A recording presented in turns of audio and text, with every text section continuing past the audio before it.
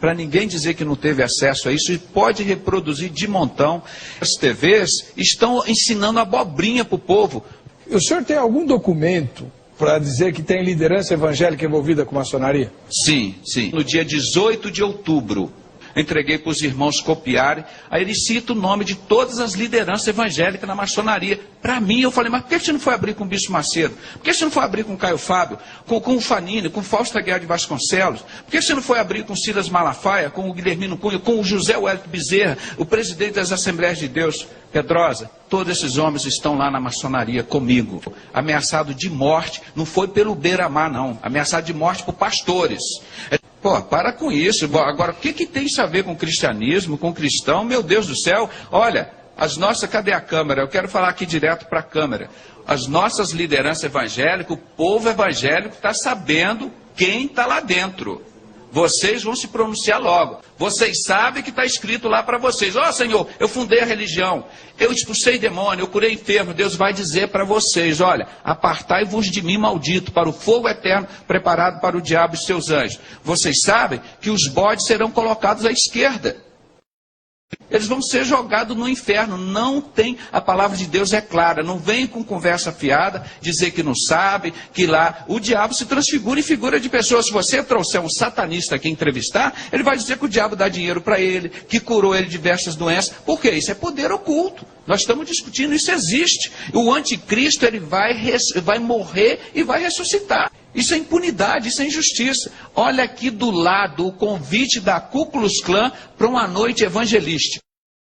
Forças ocultas vinham atuando, meu irmão. Isso aqui é um cartaz antiguíssimo que eu achei no museu da Ku Klux Klan. Olha aqui, em inglês. Grande encontro da Ku Klux Klan. Nesta terça-feira à noite. Por que os cavaleiros da Ku Klux Klan? Pelo evangelista Homer Kelly.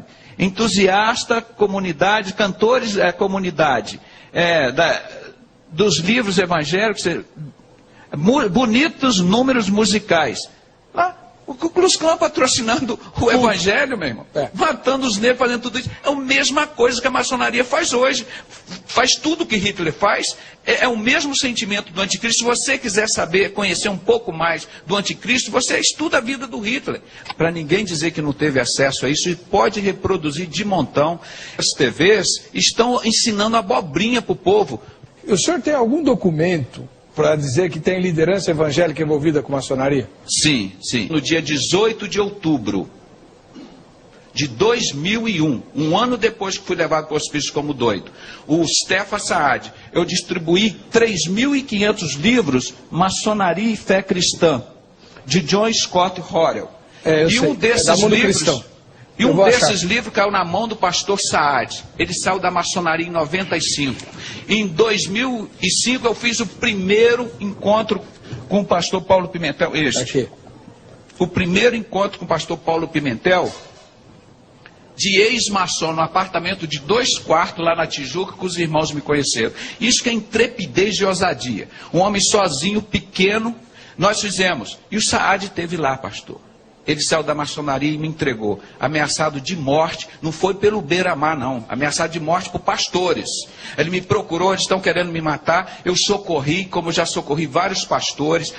Aí o Stefan Saad sentou no sofá assim, grava que eu vou falar agora, 42 minutos. Ele faz uma oração, está aqui, está distribuído, eu entreguei para os irmãos copiarem. Aí ele cita o nome de todas as lideranças evangélicas na maçonaria. Para mim, eu falei, mas por que você não foi abrir com o Bispo Macedo? Por que você não foi abrir com o Caio Fábio, com o Fanini, com o Fausto Aguiar de Vasconcelos? Por que você não foi abrir com o Silas Malafaia, com o Guilhermino Cunha, com o José Wellington Bezerra, o presidente das Assembleias de Deus? Pedrosa, todos esses homens estão lá na maçonaria comigo. Porque Deus mandou um homem lá na minha casa e entregou, num vídeo que eu gravei em desespero, o cara ameaçado de morte, 42 minutos, ele me deu a lista das lideranças evangélicas envolvidas com o satanismo da maçonaria. O diabo faz isso, ele te dá toda a autoridade, depois puxa o seu tapete. É um poder que não tem na Constituição brasileira, não permite essas entidades funcionarem. E muito menos na Bíblia. Se em João 18, 20,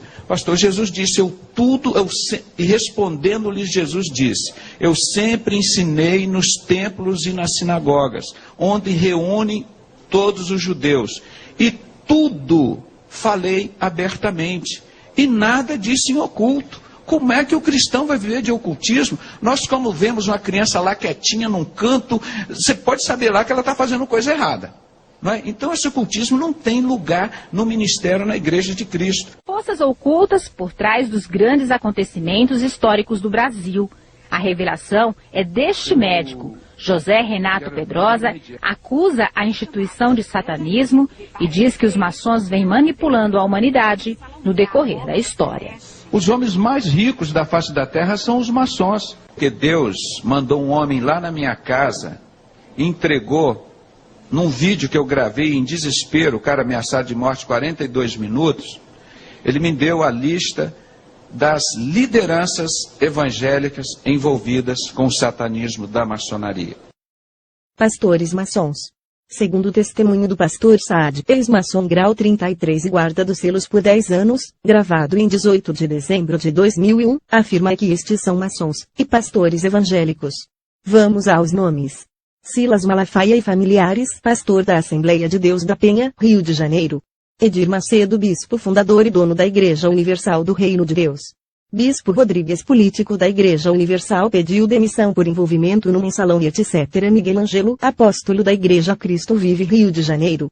Fausto Aguiar de Vasconcelos, pastor presidente das Convenções Batistas Brasileira e Carioca.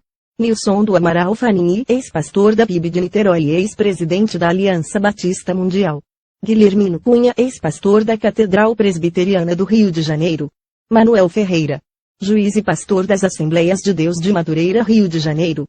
Abner, pastor da Assembleia de Deus de Madureira. Túlio Barros, pastor da Assembleia de Deus de São Cristóvão. José Wellington Bezerra da Costa, pastor presidente das Convenções Gerais das Assembleias de Deus. Caio Fábio, ex-pastor da Igreja Presbiteriana, Rio de Janeiro. Nemuel Kessler, pastor da Assembleia de Deus, Rio de Janeiro. Paulo César Brito, pastor fundador da Maranata do Rio de Janeiro. Francisco Silva, político e dono da Rádio do Garotinho Rádio Melodia, Rio de Janeiro. Isaías de Souza Maciel, pastor dono da Rádio Boas Novas, Rio de Janeiro. Harold de Oliveira, político e dono da Rádio El Sadai, MK, publicita pai da Marina. Alberto Brizola, político e radialista, ex-marido da Marina de Oliveira, Rio de Janeiro. É estranho, pois todos citados na listagem, são grandes líderes evangélicos, que divulgam o Evangelho de Cristo e ajudam na obra de Deus e salvam muitas almas. Alguns possuem programas na mídia ajudando a divulgação do Evangelho de Jesus Cristo. O que realmente deve ser preocupante a todos nós é a qualidade de vida e poder que esses falsos líderes têm apresentado e levado as pessoas a experimentarem no momento em que supostamente aceitam a Jesus como seu Salvador.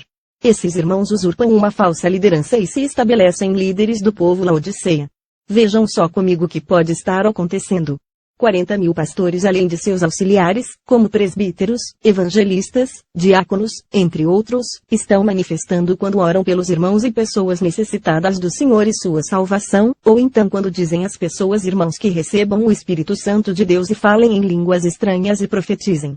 Raciocinem comigo como essas misturas com espíritos malignos anticristãos estão trazendo milhares e milhares de experiências malignas para os ajuntamentos cristãos, ao invés de estarem recebendo o Espírito Santo, estão compartilhando entre si com espíritos enganadores e manifestações que imitam as coisas de Deus, que não é difícil de ver, pois estão produzindo vazios e falta de mudanças no caráter do homem, estão blasfemando contra o Senhor Jesus. Quebraram o governo do Espírito pelo governo do homem. Imagine você ser o dono da casa e não poder entrar em sua própria casa, ficar literalmente fora. Veja o que uma aparente simples aliança pode fazer. Você pode me perguntar, mas a salvação não é individual? E o cuidado do Senhor também não é individual? Digo que tem razão. A salvação nos é apresentada mediante ao Espírito Santo, nos convencendo do pecado, da justiça e do juízo. Mas as multidões estão recebendo mensagens levadas por espíritos malignos que não procedem do Senhor, ou seja, não são levadas a reconhecerem seus pecados, e nem experimentarem o novo nascimento, e com isso não têm suas vidas transformadas pelo Senhor, mas viram crentes nominais, ímpios religiosos que não se converteram e nem receberam Jesus como Senhor de suas vidas, apenas propostas de receberem mudanças, cura interior e benefícios financeiros.